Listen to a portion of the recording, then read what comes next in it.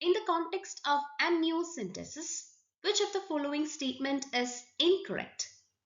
Amniocentesis is a medical procedure used during the pregnancy to obtain a sample of amniotic fluid which contains the fetal cells to test for the genetic conditions and other abnormalities. Coming to the options given here, option A, it is usually done when a woman is between 14 to 16 weeks pregnant. This statement is correct. Amniocentesis is typically performed between 14th and 16th week of pregnancy to collect the amniotic fluid for testing. So option A is an incorrect answer.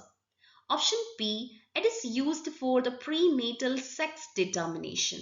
Yes, this statement is also correct.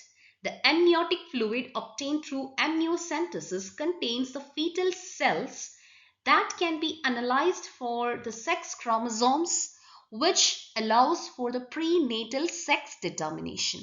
So that means option B is also an incorrect answer.